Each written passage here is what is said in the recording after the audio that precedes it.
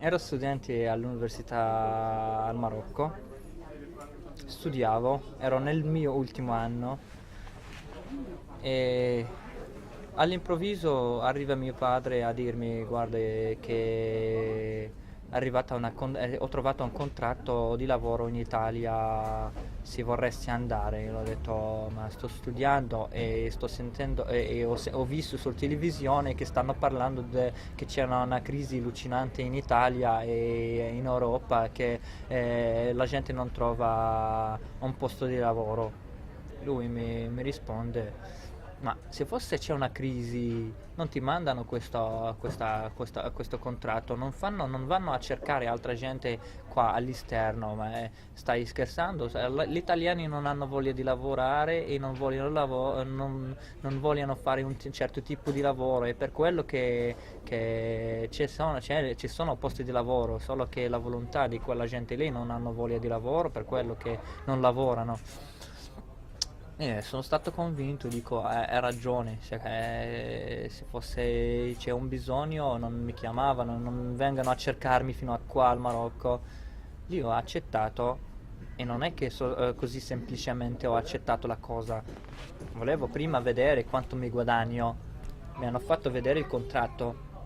che devo firmare. Era un contratto tipo, per dire, 1200 euro al mese come paga base, più c'è la tredicesima, c'è la quattordicesima, e io ho fatto i miei calcoli. Ho detto: guarda, io anche per andare in Italia servono un po' di cose, l'affitto, i primi giorni e tanto altro, e allora vado a vendere quella roba che ho, e per andare lì, per almeno portare con me 5.000 euro, 6.000 euro, per poter mantenermi nei primi giorni, che non parlo la lingua, che non so tante cose. Ho venduto tutto quello che ho, sono venuto qua, poi dopo, all'improvviso, nei primi busti paghi che prendo, trovo che tutta la busta paga è falsa. Sto guadagnando 600-700 nel calo del lavoro. Quando non c'è il lavoro, lavoro 4 ore, 5 ore. Quando c'è un sacco di lavoro, faccio 16 ore, è obbligato. Se non faccio 16 ore o 15 ore, il giorno dopo mi licenziano, vuol dire ricattato, e non ho dove. Poi ho iniziato a fare i calcoli dicendo che, guarda, sono stato fregato, che né quella busta paga che avevo, né alla fine dell'anno ho trovato la tredicesima, la quattordicesima, né ferie pagati, né niente. Vuol dire che sono stato fregato, non posso nemmeno tornare indietro, perché tutto quello che avevo l'ho già venduto. Vuol dire non c'ho vie di fuga, anche, anzi tanti dei nostri quando tornano, la gente lì al Marocco pensano che quelli lì non sono capaci di lavoro, che sono fighetti come dicono, non hanno voglia di lavoro e iniziano a dargli di brutto. Invece la realtà è un'altra, perché qua non ci sta. È un livello di sfruttamento, anzi, perché uno è abituato a vivere un po' da un certo modo, poi dopo all'improvviso si trova sotto ricatto delle buste paga del permesso di soggiorno, e con un'arroganza di capi allucinante, che trattano male, che ti insultano. E quindi così, passati 5 anni all'interno di quel magazzino della logistica, finché che è arrivata questa auto-organizzazione che l'ha organizzata il Sicovas dei lavoratori, è iniziata la lotta, e che adesso proprio stiamo lavorando tranquilli, quasi senza capi, nessuno ti grida, nessuno ti dice niente, cioè ciascuno sa quello che deve fare. Troviamo la tredicesima, la quattordicesima, le ferie pagati. Non ho paura, sì, perché delle volte ci sono persone che all'inizio che sono malati, non riescono a lavorare, però devono fare la presenza, perché altrimenti quando il padrone sa che tu non sei in grado di lavorare ti licenzia. Ci sono gente che lavorano con 2 o 3 ernie del disco. Le ernie del disco, quando ti spacchi la schiena, che non puoi proprio lavorare. Ci sono gente che lavorano, io li conosco ancora in diversi magazzini, che lavorano con l'ernia del disco, non hanno un livello più di sfruttamento, più di quello che era nell'epoca del faraone, cioè hanno proprio il certificato li fanno vedere al datore, dici se vuoi lavorare, lavori, se non vuoi vai a casa. A me non me ne frega niente, vuol dire limoni, ti ho sfruttato, ti ho spremuto, va bene, se hai ancora da spremutare, ti spremuto, se non se sei finito, ciao, saluti, arrivederci. Io sono il coordinatore nazionale del SICOPAS, sindacato intercategoriale COPAS. COPAS in Italia vuol dire comitati di base. Sindacato intercategoriale perché noi non abbiamo federazioni su federazioni, ma noi rappresentiamo tutti i lavoratori, comunque se sono postini, se sono i vari lavori, però stanno tutti insieme, non riteniamo che sia fondamentale differenziarsi per settori, perché i proletari sono proletari tutti, hanno delle situazioni particolari, però oggi che il capitalismo entra in crisi li mette tutti nella stessa situazione, nelle stesse condizioni. Quasi la legislazione anche del lavoro assomiglia proprio anche nei termini quasi complessivi. Ci sono delle particolarità, noi tendiamo non a mettere in evidenza le particolarità, ma le cose che uniscono i lavoratori e non le particolarità che li dividono. Questo è l'elemento di fondo. Io ho iniziato nel 68 all'Università Politecnico di Milano, facevo ingegneria. Dopo che lavoravo in una scuola, sono entrato in un'azienda metalmeccanica per imparare, diciamo, per entrare nei rapporti con i lavoratori. Poi sono stato due anni a fare il sindacalista con i sindacati confederali, poi visto che c'era una condizione di controllo sono rientrato di nuovo nella scuola. E da allora in avanti, dal 72 in avanti, ho sempre fatto attività più politica che sindacale. Poi abbiamo cominciato con una serie di altri compagni di io a sviluppare più un'attività di intervento all'interno delle aziende e avevamo costituito i gruppi, diciamo, più importanti dei lavoratori, soprattutto nel settore metalmeccanico in Italia, diciamo, il rapporto Noi abbiamo fatto un'esperienza soprattutto nel settore dell'auto, la Fiat, avevamo i delegati, i più grossi delegati, più importanti delegati nel settore dell'auto, noi avevamo la maggioranza dei delegati all'interno contro le confederazioni sindacali. La nostra prima esperienza è stata lì, perché abbiamo vinto lì la prima battaglia, diciamo, nei confronti delle confederazioni sindacali. Poi negli anni 90 è iniziato proprio un processo più di allargamento, di una critica al sindacato confederale, quello che è il sindacato, diciamo, più legato allo Stato, integrato con lo Stato. Sono nati i sindacati di base come elemento 90-93 più o meno. E lì inizia un percorso all'interno di un sindacato di base che si chiamava SLAI Copas, che era soprattutto legato al settore metalmeccanico, al settore dell'auto, eccetera. Io però avevo fatto delle esperienze negli anni, vari periodi, soprattutto con i Rom, organizzando l'immigrazione, ma soprattutto l'immigrazione dei Rom, eccetera. È stati per 3 o 4 anni organizzato 1 migliaio di Rom a Milano come organizzazione anche dei campi, eccetera. E avevamo un lavoro fondamentalmente sugli immigrati come tipo di situazione. Però i Rom in Italia nell'ultimo periodo erano soprattutto lavoratori stanziali, magari in Romania, in Jugoslavia, che arrivavano in Albania, che andavano nei campi, però non era Rom di vecchio stampo, eccetera. E questa esperienza ci ha avvicinato un po' alla situazione degli immigrati, conoscendola poi nello specifico.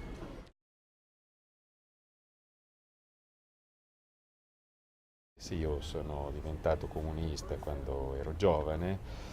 e sono entrato in fabbrica come anche scelta politica e di impegno sociale. Ci sono stato per quasi una decina d'anni in una grande fabbrica metalmeccanica, ero delegato di reparto, abbiamo portato avanti tante lotte, anche se diciamo, la ristrutturazione che è avvenuta tra la fine degli anni 70 e i primi anni di 80 ha poi portato anche a delle sconfitte di quel movimento. Poi per un 20 anni circa sono rimasto sì, militante politico, e finché ho rotto con un'organizzazione politica che era divenuta una setta praticamente, e ho cercato una strada sia a livello politico che di movimento,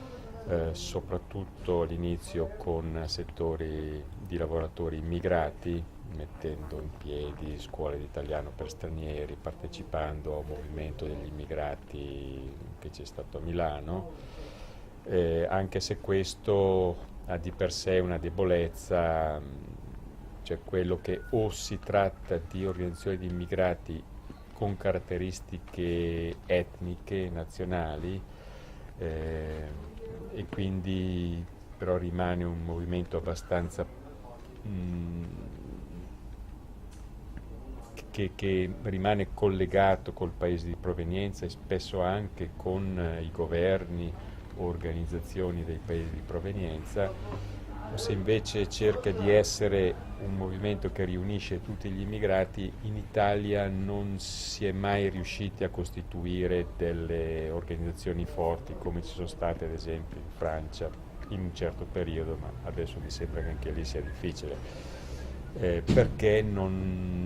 cioè, se si astrae dal fatto che l'immigrato è anche lavoratore e quindi vive situazioni di sfruttamento capitalistico,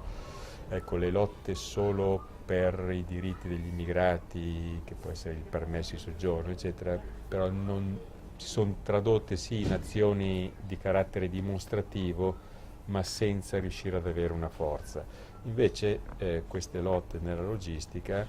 che sono partite dagli immigrati in quanto sfruttati, in quanto lavoratori,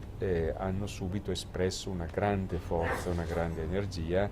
e sono divenute addirittura un esempio per i lavoratori italiani. Ecco perché appunto,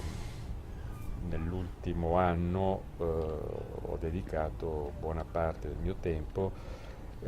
per queste lotte, quindi partecipando ai picchetti e anche tenendo uno sportello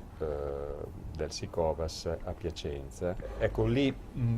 una gran parte si tratta di lavoratori che vengono individualmente a esporre situazioni di difficoltà, quello che viene licenziato, quello che viene pagato male, quelli che subiscono soprusi, angherie dentro i luoghi di lavoro, e allora si tratta, finché appunto sono individuali, è molto difficile dare una risposta di lotta, quindi bisogna ricorrere ai vari mezzi legali o pressione, magari utilizzando anche il fatto di avere forza in certe situazioni, ma però è interessante proprio per vedere come viene avanti lo sfruttamento, cioè c'è un dilagare dell'illegalità nello sfruttamento, quindi non rispetto dei contratti, quello che diceva Karim, buste paga false in cui per non pagare i contributi e non pagare gli straordinari, quindi nelle buste paga ci sono scritte pochissime ore di lavoro, parte di quelle ore vengono pagate come trasferta o altre forme per cui non bisogna pagare i contributi, poi si troveranno quando vanno in pensione che non avranno pensione, eccetera. Poi in questo modo è anche possibile che si avvicinano gruppi di lavoratori, come sta avvenendo quasi ogni giorno, ogni settimana, perché allora vedono che gli rubano dei soldi, e quindi puoi formare anche dei nuovi Covas in certe situazioni, quindi dei gruppi di lavoratori che dicono vabbè, allora io mi iscrivo al Sicovas, cercane altri, perché finché sei un individuo possiamo fare la causa legale, però devi sapere che probabilmente verrai licenziato, ti renderanno impossibile lavorare lì dentro. Se invece tu metti insieme altri 10 come te, allora possiamo opporci anche alla possibilità di licenziamenti e prendere forza e quindi far rispettare i nostri diritti sul lavoro quotidianamente.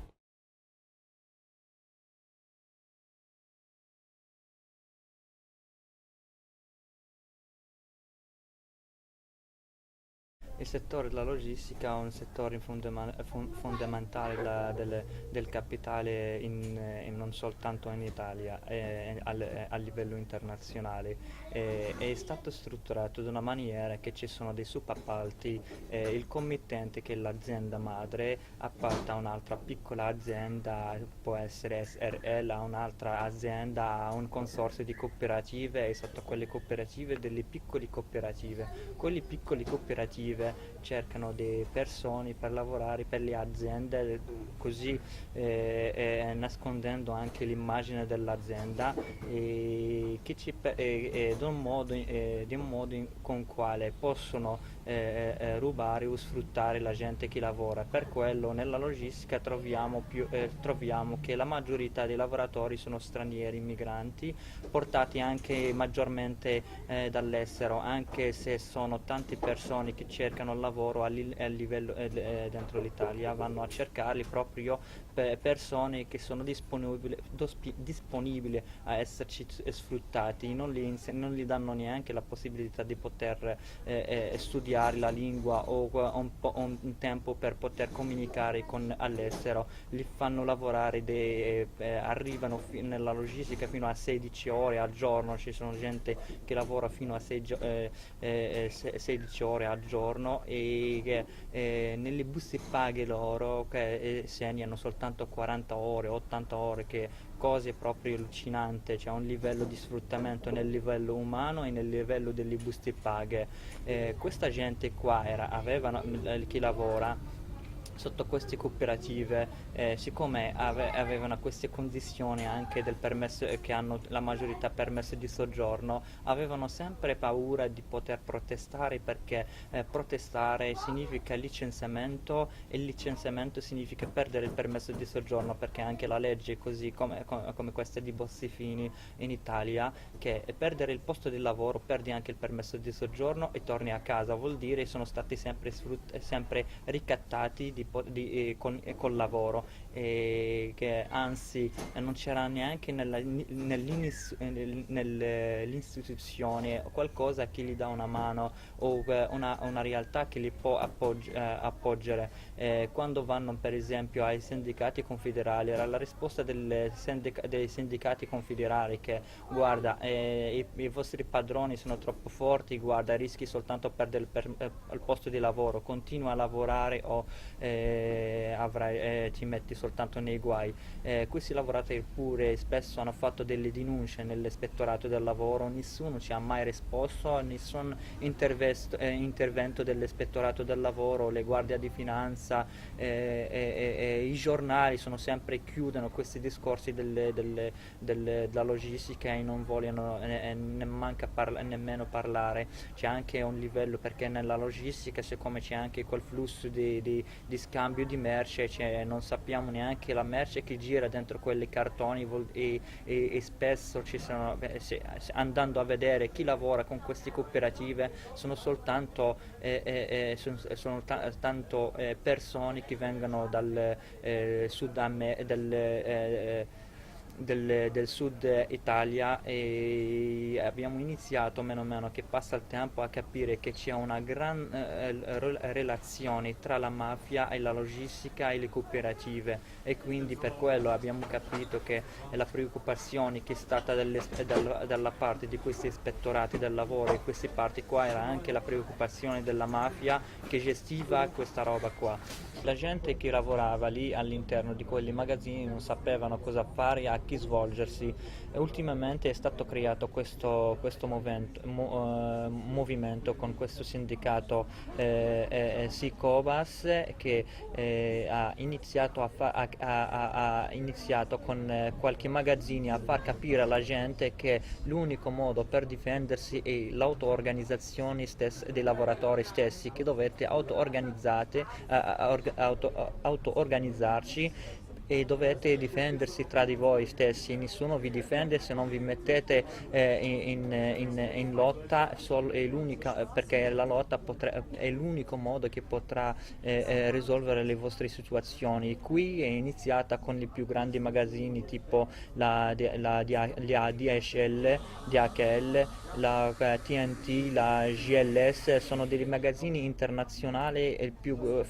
famosi, più giganti a livello internazionale. È partita in qualche città. In questi magazzini, quando trovi all'interno di quel magazzino un sacco di lavoratori, da 300 fino a 500 lavoratori dentro il magazzino, quelli lavoratori hanno iniziato a auto-organizzarsi e scendere avanti i magazzini e bloccare il magazzino e rappresentano una forza, e hanno capito che l'unità tra lavoratori che crea una grande forza che può liberarsi. Ma il mio ruolo ho cominciato da solo nel settore della logistica, quando sono intervenuto. E devo dire che è stato anche difficile all'inizio perché mi trovavo contro la mafia, la camorra, e non c'era da scherzare, nel senso che nei primi periodi c'era anche più un rapporto di carattere fisico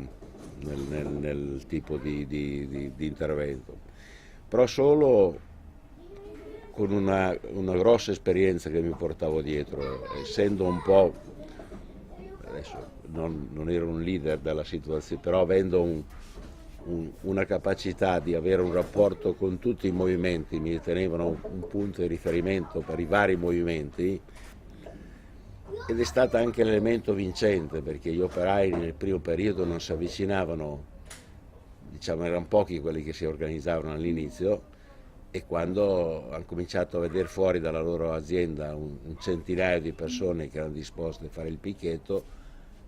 uscivano tutti e cominciavano a organizzarsi. È come aver stappato un tappo di champagne dove fuoriesce, diciamo, questo liquido. È chiaro che questa situazione, dove ha cominciato a diventare un elemento importante, e la prima lotta è stata una lotta che è durata i primi 8 mesi,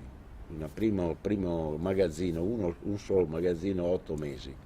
però è stata meravigliosa perché siamo arrivati a una vittoria su tutto il piano. Dov'era quella musica? Origgio si chiamava questo, al nord di Milano. Bennett. E su questo magazzino c'è tutta la difficoltà dei vari compagni che avevano di esprimere dei punti di vista, eccetera, è come le mosche sulla merda, davvero, nel senso che sono arrivati tutti i centri sociali, ex brigatisti, intorno a questa è diventata l'emblema della lotta a Milano, della rinascita di uno scontro, eccetera. Dalla prima volta che abbiamo vinto, hanno capito che eravamo un altro movimento e avevamo, alla seconda azienda che abbiamo cominciato ad intervenire, abbiamo trovato una resistenza enorme, e lì abbiamo avuto una sconfitta, la prima sconfitta. La seconda azienda, prima sconfitta, 18 lavoratori licenziati, ed era organizzata dalle poste inglesi, questa azienda qui. E lì abbiamo perso perché ha messo per 43 giorni 50 poliziotti, 24 ore su 24 ore, neanche fosse la zecca d'Italia, cioè la produzione delle armi. Probabilmente c'era un accordo col ministro, diciamo, era la Lega, con questa società inglese che era legata alle poste inglesi, è diventata una zona che noi non potevamo entrare, eccetera. E il pericolo l'avevano intuito, cioè di fronte a una situazione di difficoltà del movimento a livello nazionale di riprendere, di fare delle cose, questa era stata l'unica cosa vincente, come una mosca, diciamo, in una situazione particolare. Si era intuito che lì era successo qualcosa dal punto di vista borghese, che lì era successo qualcosa e bisognava subito reprimerlo. Però d'altro lato, buttando molta più forza su questa lotta, l'ha anche resa più ampia, l'ha resa più evidente che bisognava, e noi subito abbiamo iniziato dal primo percorso a sempre seguendo un po' il percorso dei wobbly, diciamo, americani, spostando la massa delle varie cooperative da una cooperativa all'altra, cioè non abbiamo mai tenuto i lavoratori fermi nella propria azienda, abbiamo sempre posto il problema della comunanza di interessi, di allargare il cerchio del rapporto tra gli altri lavoratori ed essere in grado di poter colpire nel settore della logistica, perché era anche un settore molto più debole degli altri, cioè sembrava più forte, ma era nell'illegalità che noi facevamo, loro erano molto più deboli di noi, nel senso che noi quando facciamo il picchetto non potremmo né bloccare nei mezzi, merci nei mezzi e nei uomini, no? Se entrano fuori. Noi facciamo nell'illegalità totale, blocchiamo tutto, eccetera. Stiamo 7-8 ore, anche 2 o 3 giorni, bloccando completamente i camion, eccetera. Scontro aperto, diciamo, denunce e cose, però dopo abbiamo capito che potevamo vincere e ogni volta che facciamo uno sciopero anche di 4-5 ore sono 200-300 mila euro per i padroni che perdono in un sol colpo, ed è chiaro che dopo le prime volte, proprio le prime sfide eccetera, poi noi siamo lì e siamo lì, alla fine il risultato finale è questo. Chiaramente questo ha comportato anche delle denunce sul piano personale, io ne ho 38 soltanto accumulate che adesso faranno anche i processi, un foglio di via di una città per 3 anni,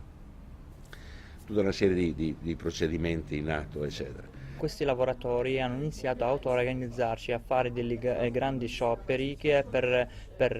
avevano anche a mano le buste paga, le prove come buste paga che erano tutti falsi, che erano dei buste paga da 0 fino a 40 ore al giorno, vuol dire al mese.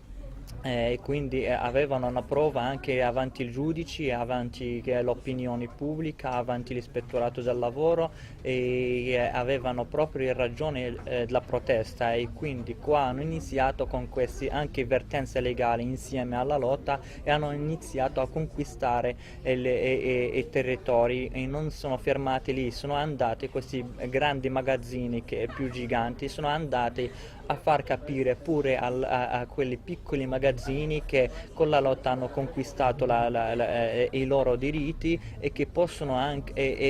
che quegli altri magazzini non sono soli, si hanno bisogno a un appoggio di altri magazzini, ci vengano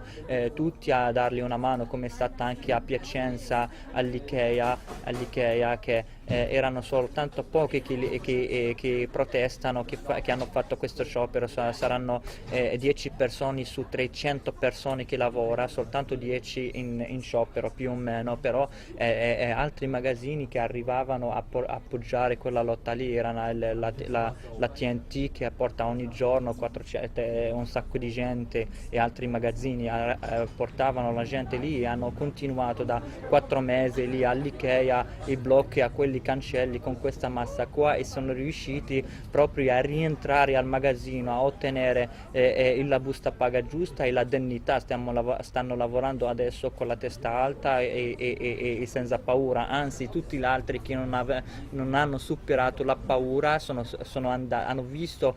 dopo aver visto questa vittoria, sono andati tutti a scriversi e unirsi all'auto-organizzazione dei lavoratori.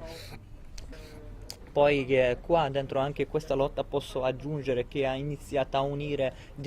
non soltanto i diversi magazzini o i diversi nazionalità che stanno all'interno dello stesso magazzino, perché all'interno di ogni magazzino troviamo fino a 16 nazionalità tra africani e europei o dell'America. Hanno iniziato oltre questo a unire anche qualche sindacati che sono addormentati, o unire anche i centri sociali, perché in Italia abbiamo un sacco di centri sociali, però non c'era una unità tra di loro, un legame. C'è un centro sociale a Milano che non ha un legame con un centro sociale di Bologna o a Napoli, però qua in questo caso con questa lotta cioè quelli, i centri sociali quando ci mettono in solidarietà i facchini a Napoli e quelli di Bologna mettono in una solidarietà con quelli di Bologna, quelli di Milano in solidarietà ai facchini, poi quando si fa un corteo nazionale dei facchini si trovano tutte le realtà nello stesso corteo e ci comunicano, si iniziano a superare anche quelle problematiche che stanno tra di loro, e quindi abbiamo iniziato a costruire proprio un movimento di lotta non soltanto nel posto della logistica, perché i lavoratori della logistica li troviamo anche spesso in diversi cortei, tipo il diritto della casa, aiutare anche altri settori, perché questo esercito adesso non è ci sono fermati soltanto con la lotta della logistica, ci stanno spostando adesso anche aiutare i magazzini del metalmeccanico e metalmeccanici, sono andati anche a dare una mano ai lavoratrici o lavoratori nelle hotel, e stiamo adesso conquistando diversi settori e diversi magazzini, solo che potrei dire che a partire da questa lotta dal basso abbiamo sconfitto le cooperative e le aziende,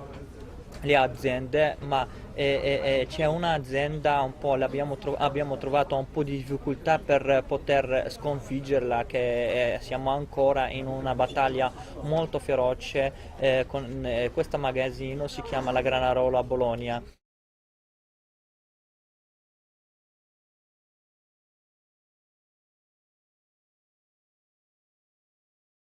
I lavoratori erano sotto cooperative che lavorano per un consorzio di cooperative che si chiama SGB, che lavora per una distribuzione, un'azienda di distribuzione che si chiama CTL all'interno del committente generale che si chiama La Granarolo. Vuol dire c'è una inarchia tra i diversi di livelli fino a che arriviamo a lavoratori semplici.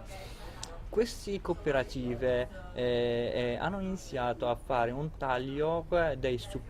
sui stipendi dei lavoratori, un taglio di 35% del loro salario, da un salario che era, da una busta paga che era già dall'inizio falsa, avevano un stipendio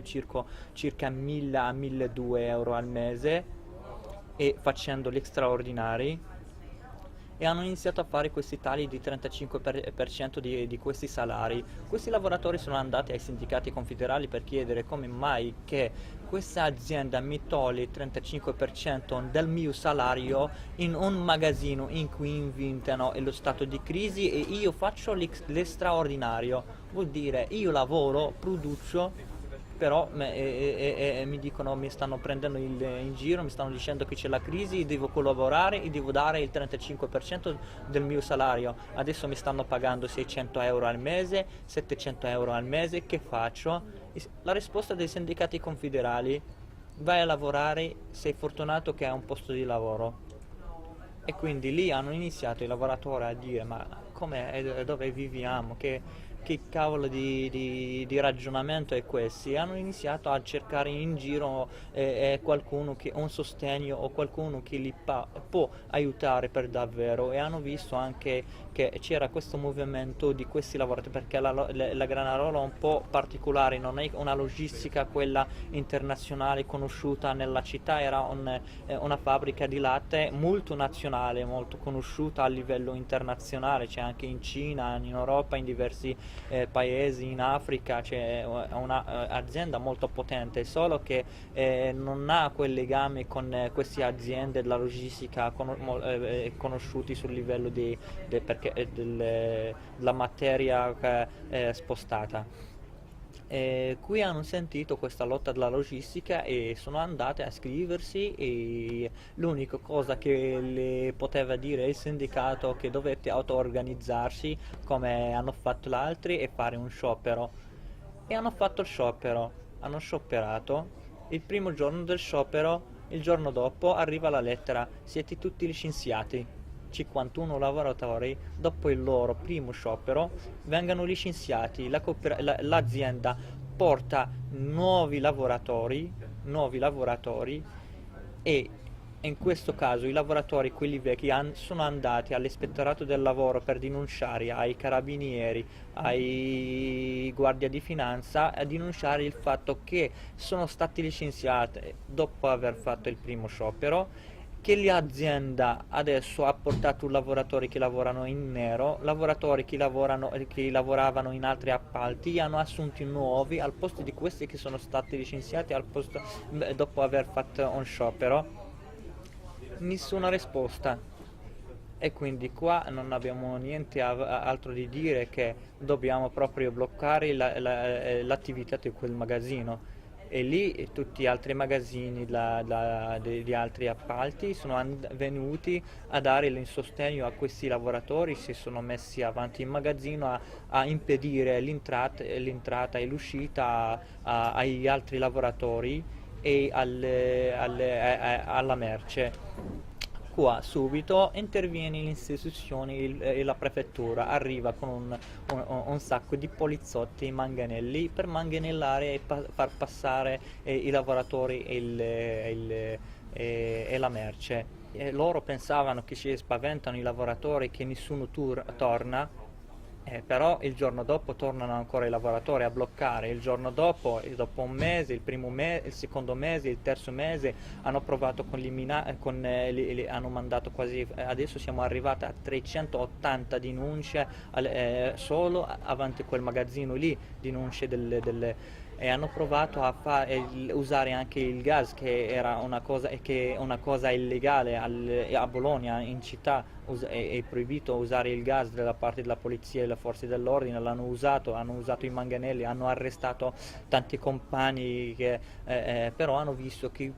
anche con questa repressione la lotta è andata sempre avanti, che non siamo fermati. Lì interviene e non voleva intervenire la Granarola, il magazzino, è intervenuta la Lega Coop e hanno firmato un accordo proprio il direttore della Lega Coop, il magazzino con quale facciamo in cui sono stati licenziati, gli sindacati confederali, il prefetto di persona, il prefetto, hanno firmato un accordo che fino a ottobre tutti i lavoratori e 23 lavoratori verranno assunti e ci mettiamo in un altro tavolo trattativo, in un altro tavolo trattativo e assumiamo gli altri. Però erano le condizioni che sospendiamo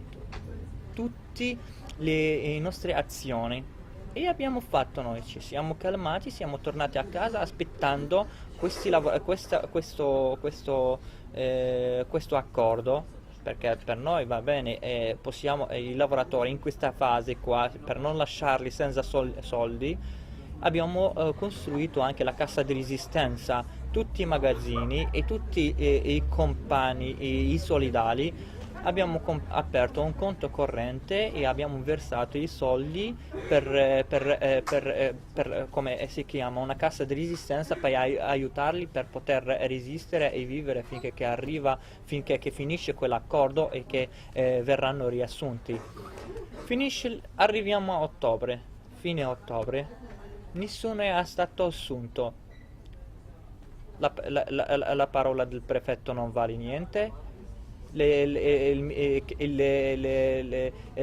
direttore della Lega Coop, che è adesso il ministro del lavoro, la CTL, i sindacati confederali, nessuno aveva la parola. Loro pensavano che così, facendo passare il tempo, i lavoratori si stancano, si tornano a casa, però subito, giorno dopo il giorno dell'accordo, ci siamo tornati con una settimana che l'abbiamo chiamata settimana di passione. Siamo tornati con tutta la forza, con tutti i lavoratori lì e con tutti quelli che potevano scioperare lì a bloccare tutto il giorno il magazzino della Granarolo. E ce l'abbiamo fatta a bloccarlo. È stata una carica forte la notte, dopo 9 ore di blocco. È stata una carica forte perché eravamo un po' pochi. È stata una carica e hanno sgombrato il picchetto. Però il giorno dopo siamo tornati il doppio lanciando un sciopero regionale.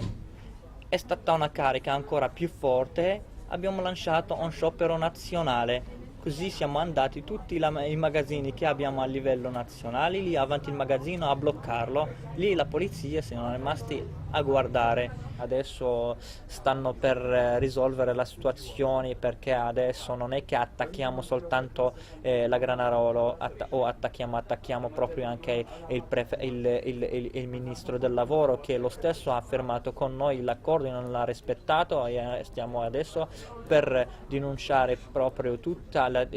il partito e tutto il governo, per dire che governo siete se non avete rispettato l'accordo che avete firmato con 51 lavoratori e non avete il posto per 51 lavoratori. Come fate a trovare soluzione a 2 milioni e mezzo di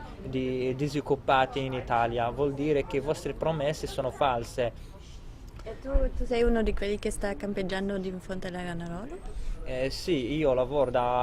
in un altro magazzino che si chiama Artoni a Bologna, e da quando è iniziata questa lotta io ho detto ai lavoratori di Granarolo: io sono un lavoratore di Granarolo, non sono più di Artoni, la vostra sofferenza è la mia, io condivido tutta la vostra sofferenza. E da quel giorno lì sono andati avanti la Granarolo 10 mesi che non sto lavorando, che lavoro soltanto nel giorno in cui non abbiamo attività, non abbiamo picchetti, dormiamo lì nelle macchine, dormiamo nel camper, stiamo lì, se fa caldo possiamo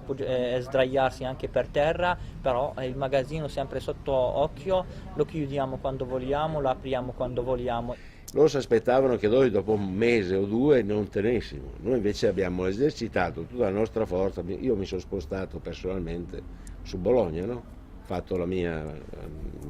adesso avrò un foglio di via da Bologna, visto che Piacenza lo stesso, ho fatto la stessa cosa a Piacenza, spostandoci nei posti più caldi e anche potenziando di volta in volta la forza, cioè secondo gli attacchi spostando dei pullman da varie città per poter fare i picchetti con dei pullman, cioè, che era una cosa abbastanza. E quindi per loro non si aspettano che noi mettiamo questa forza di risposta, cioè, non si sarebbero mai aspettata una cosa del genere. E adesso dopo dopo 9 mesi, perché in realtà lui ha detto un'esattezza, quando noi abbiamo a luglio accettato il loro accordo, io scrissi anche nel giornale, anche a lui che non l'ha detto, e quindi bisogna che gli faccia un appunto, scrissi che non che avevamo pensato che loro avessero accolto i nostri obiettivi, ma che siccome per ottenere la cassa di integrazione era necessario accettare togliere il picchetto in quel momento lì, accettammo l'accordo pensando che era un accordo che non avrebbero mai mantenuto. Ma noi avevamo la necessità di avere la cassa integrazione, perché significava avere 800 euro per ogni lavoratore, se no per noi avere 51 persone voleva dire che ogni mese noi dovevamo spendere 50.000 euro ai compagni della cassa di resistenza, quindi non avevamo la forza per sostenere questa cassa di resistenza e avevamo necessità di mettersi, siccome noi fissavamo un accordo che erano loro che non l'avrebbero rispettato. Noi sapevamo che non l'avrebbero rispettato, ma erano loro che non l'avevano rispettato e intanto prendevamo la cassa integrazione. Cioè non abbiamo mai smobilitato la lotta, perché significava invece momento di pausa, davamo ossigeno dal punto di vista economico a poter avere la resistenza a fare questa lotta, e l'abbiamo condotta oggi perché c'è la cassa di resistenza che abbiamo fatto noi, ma c'è anche la cassa integrazione, i soldi della cassa integrazione che arrivano in ritardo ma arrivano agli lavoratori, perché con le loro famiglie eccetera puoi condurre la lotta lì, poi sta lì presente se mangi, se quando un esercito che fa la battaglia se non arriva a mangiare di dietro le cose, spari il primo giorno, il secondo giorno non spari più, quindi questo era fondamentale per noi dal punto di vista strategico. Siamo arrivati dopo 9 mesi dopo questa situazione dove loro abbiamo creato un danno incredibile, è un danno di immagine, abbiamo cominciato a colpirli a scala internazionale, anche con comunicati, andando là dove si presentavano in borsa, noi alla borsa di Milano, siamo entrati con la borsa a fargli la propaganda contro, mettendo in comunicazione il fatto che la Granarolo aprendo una campagna di boicottaggio a livello nazionale della Granarolo, in tutti i supermercati entravamo nella Granarolo mettendo delle etichette, la cosa. comunicazione tra tutti i centri sociali. L'IKEA addirittura siamo andati in Svezia, cioè questo è il nostro modo di procedere anche interno. Con la comunicazione è un elemento fondamentale per un settore come quello. E allora non è che abbiamo trascurato, non l'abbiamo fatta noi perché non siamo poco capaci ancora,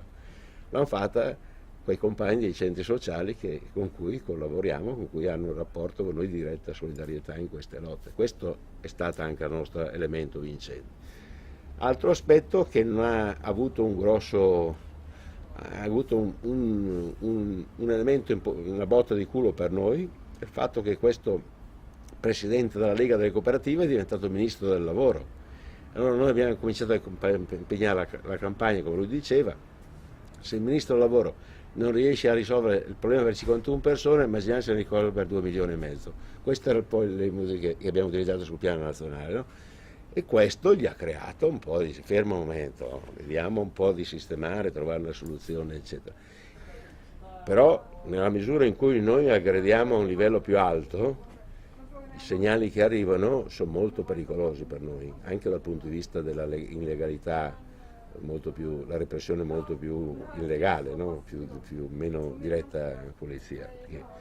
cominciano processi, si tirano fuori lotte di anni fa e così via, cercano di condannare il tipo di sciopero, perché loro non condannano lo sciopero, perché sul piano formale vogliono essere democratici e dire che loro permettono lo sciopero, però non dobbiamo farlo così. Quindi cominciano a mettere in discussione che noi possiamo fare questi scioperi qui. E allora cominciano a tirar fuori queste commissioni di garanzie statali, dove lo sciopero, ad esempio, della Granarolo non è possibile farlo. Perché? Perché la Granarolo fornisce gli ospedali ai bambini e le scuole dei bambini il latte che va ai bambini, diventa un fattore di prima necessità, e quindi se colpisci un fattore di prima necessità nazionale tu sei fuori legge. Multe amministrative, 20.000, 30.000 euro per pagare ogni sciopero che tu devi fare, e cominciano a venire avanti queste cose qui. Granarolo, 4 milioni e mezzo adesso ci chiedono di danni, di danni perché avremmo creato una difficoltà economica all'azienda di 4 milioni e mezzo di danni. Ora è chiaro che noi, la Granarolo adesso, lui è stato inesatto, noi stiamo arrivando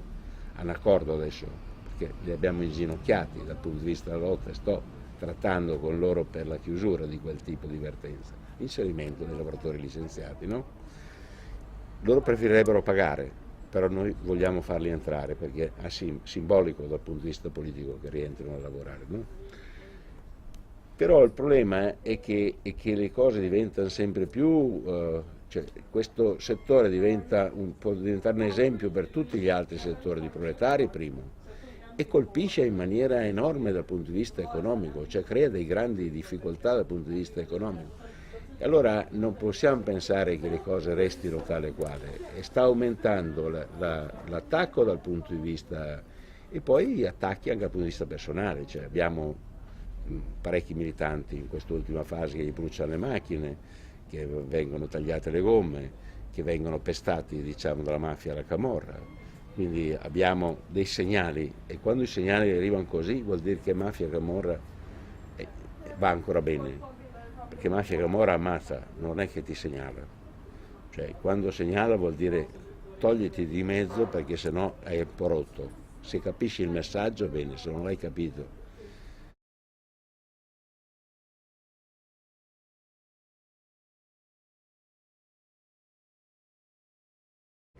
Prendiamo l'esempio del DHL in Italia. Allora, quando è partita questa lotta, sì, abbiamo trovato un po' di difficoltà all'inizio.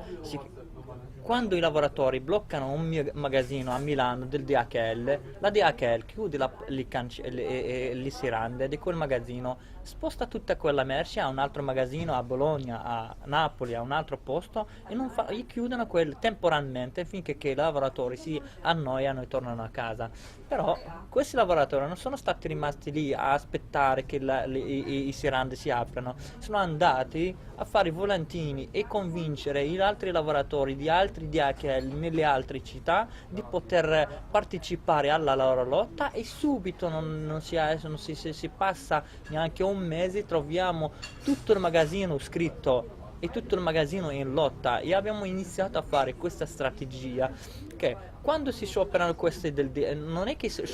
quando scioperano questi del DHL a Bologna, a Milano, se la merce viene spostata a Roma, quelli di Roma fanno sciopero. Anzi, adesso dalla partenza non facciamo quelli scioperi così ogni magazzino da solo, separato. Adesso si fanno quando vogliono un magazzino, si toccano, se non abbiamo una cosa giusta in un magazzino al DHL in una città, tutti la DHL in tutta l'Italia si fermano. Così subito la DHL risponde e paga a quelli lavoratori, se toccano uno toccano tutti. E la stessa cosa che abbiamo fatto anche la TNT, la GLS in diversi magazzini, se toccano uno o provano a licenziare uno in un magazzino, tutta la DHL inizia a pagare, che tutti si mettono a sciopero. Volevano pagare la crisi su di noi, adesso li facciamo pagare un sacco di soldi appena appena cercano di rubare un centesimo a uno dei noi. E non soltanto abbiamo fatto l'unità soltanto tra magazzini della DHL o la logistica, tra tutti i settori si toccano adesso anche a un altro settore, un altro magazzino che è scritto con noi, cioè è uno di noi, vuol dire che toccano tutti, ci mettiamo tutti in sciopero per bloccare, per far pagare, perché il primo responsabile è il governo e il capitale. E loro sono il primo responsabile, vuol dire che andiamo subito a toccare quello che sta sopra, non stiamo a pensare chi è il responsabile, di chi è la responsabilità, non andiamo a cercare, cioè ci fermiamo tutta l'istituzione e tutti i magazzini per dire pensatevi voi a chi è il responsabile a licenziare un lavoratore a questo magazzino o all'altro.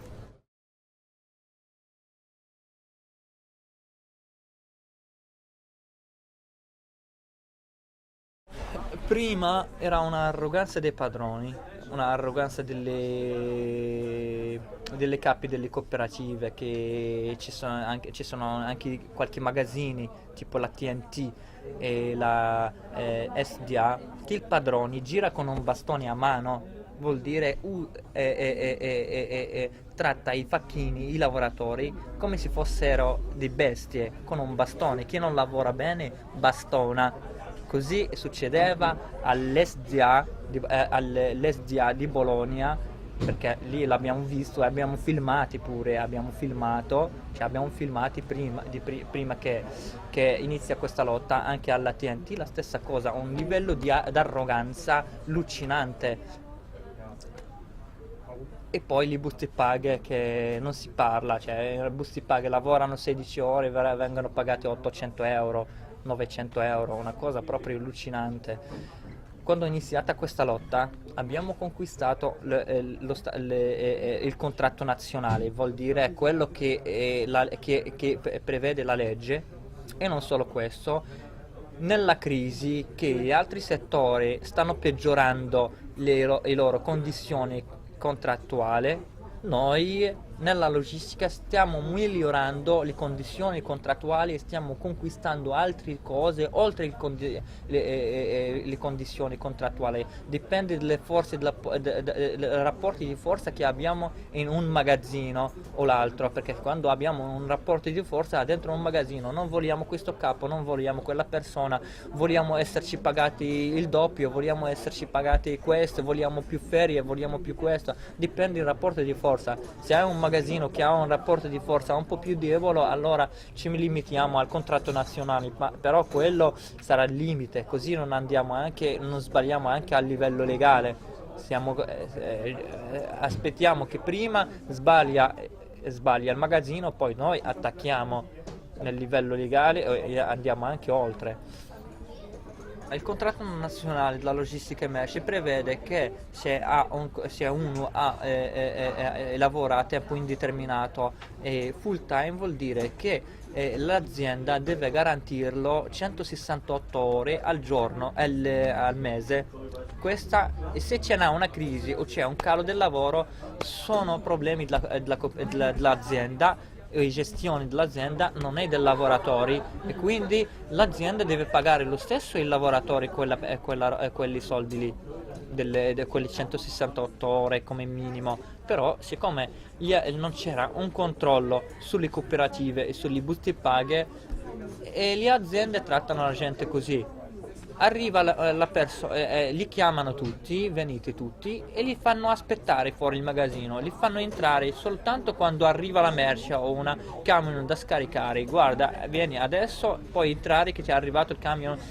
da scaricare, poi ti fanno uscire una volta hai finito il lavoro. Vuol dire ti limitano, ci sono quelli che sta davanti al magazzino 24 ore e lavora 7 ore o 6 ore. Questo succedeva anche all'SDA, sempre così trattavano la gente all'SDA, e la gente con questa crisi non hanno altro posto dove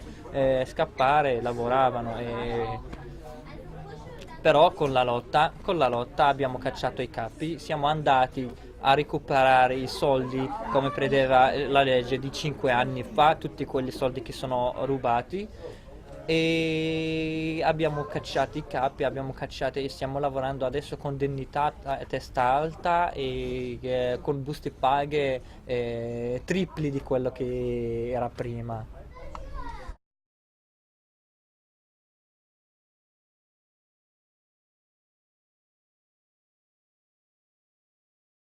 Stiamo facendo una battaglia per cercare di almeno assimilare due elementi di fondo: che non bisogna star chiusi all'interno della propria azienda, che se hai una visione tra te e il tuo padrone, siccome il capitalismo da un momento all'altro, e si verifica anche nella logistica, hai degli sviluppi e tu ottieni, hai la crisi e ti butta fuori dal processo, quindi devi rendere conto che la tua vita è legata allo sviluppo del capitalismo, e quindi non puoi stare legato in un'azienda perché il tuo destino è legato ad altri proletari, eccetera.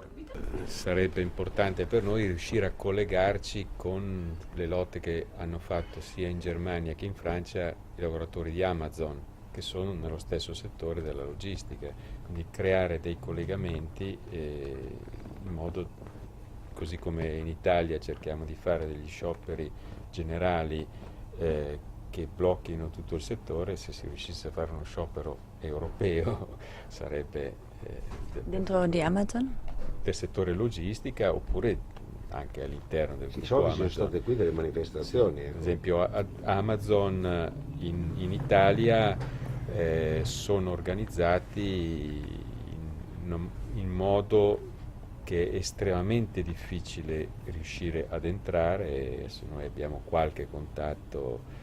dentro questi magazzini, ma proprio sono addirittura strutturati quasi come fossero una base militare, per cui ad esempio non puoi volantinare lì davanti. Che sta diventando uno dei punti che per noi Amazon è fondamentale, in cui vogliamo entrare. Sulla riunione questa internazionale che è stata fatta,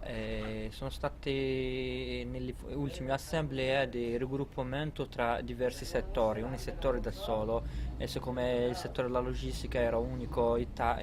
solo quello in Italia, e quindi non è stata una riunione, è stata fatta un'altra riunione con tutti quei settori che sono individui, e ci abbiamo uscito con una conclusione che, anche se non l'abbiamo posta proprio nell'assemblea, però la faremo come un comunicato dopo l'assemblea, che c'è un legge in deroga adesso che diversi magazzini non possono scioperare, non hanno il diritto del sciopero in solidarietà di un altro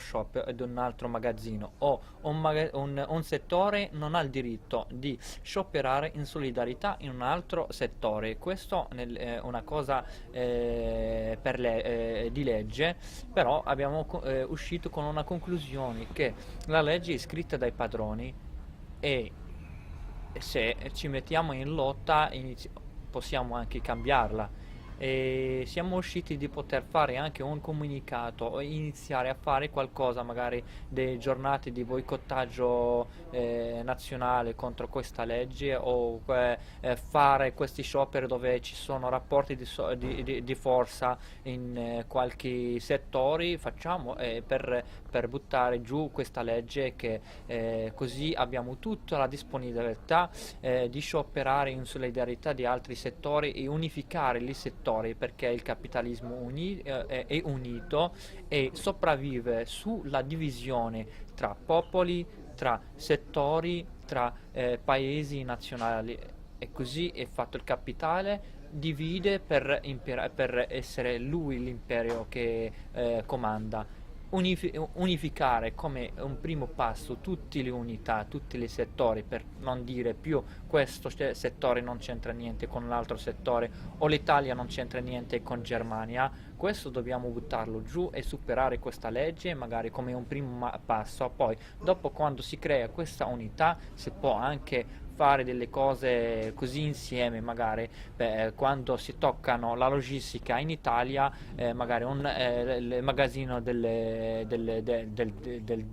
DHL o del TNT,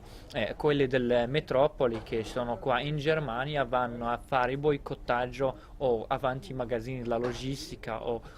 quando toccano qualcuno in Francia, magari un altro settore, la sanità per esempio, la sanità in Francia, la logistica esce avanti l'ospedale dell'Italia per boicottare e per denunciare il fatto per mostrare che tutti i settori non sono differenti, sono uniti e sono tutti insieme, così possiamo costruire proprio un legame perché siamo sempre nella stessa classe, le classe operaia, siamo tutti lavoratori che vogliono conquistare più diritti, e abbiamo anche una immagine contro il capitale e contro lo sfruttamento, e l'unità, così crearla da questo modo, può rappresentare una vera forza per cambiare la situazione mondiale.